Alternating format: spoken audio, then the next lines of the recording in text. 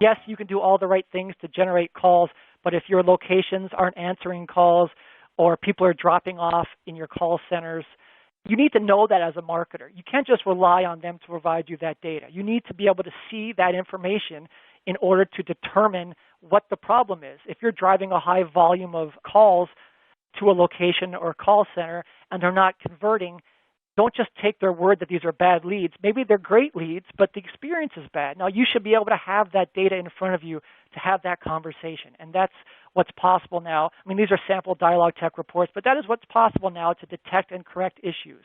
Justin talked about, making sure you're not sending calls to a location that's not open.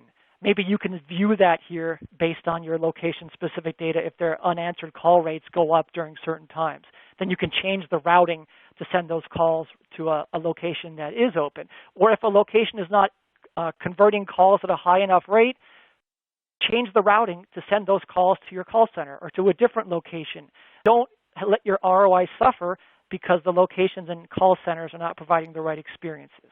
You can also drill into the call recordings and transcriptions for some real actionable insights. So far I've shown you reports that AI can provide by doing this analytics for you, but there's a lot of value in being able to drill into the actual conversation and be able to see, what happened, what was said, and then make decisions based on that. So the value of this, for example, is let's say you have you want to drill in and see what questions are callers asking when they call. Why are people calling and why aren't they converting online? What do they need answered in order to make a purchasing decision?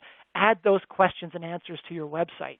That's one way they'll convert online. That way, you might get better search results from SEO and better conversion rates by answering the questions that people have at the top of their mind in order to make a purchasing decision. You can also conduct some mystery shopping, so you can see if your agents or locations are following approved scripts, asking the right questions, mentioning the newest promotions. Are they saying the right things to drive the right conversions? And then you can do some call coaching if they're not. You can show them the recordings and transcriptions of calls that were good leads but didn't convert, and then make decisions that way based on, what can these call center managers or locations do to coach their people in order to say the right things to drive higher conversion rates from your marketing spend. Two examples of that. One is a very large auto repair service center. These are DialogTech customers. They look at unanswered call rates. That was a big problem with them. You think of someone who's calling a repair center. If they weren't making answering calls a priority, that's just a call that's going to keep ringing, and it's a wasted spend. That person will just go on and call the next service center, and you'll lose that business. So by looking at calls, unanswered calls, and working with the locations to improve that, reducing unanswered call rates from 30% to 20%, resulted in an estimated $6 million monthly revenue. So think about how much a call is worth to you, at what percentage people convert when they call, and then if you can drive more of those by answering those calls that you're losing, what that can mean to your marketing ROI. And lastly, there's 1,000 Bulbs. They're an online retailer in the lighting industry. They're a great customer of ours.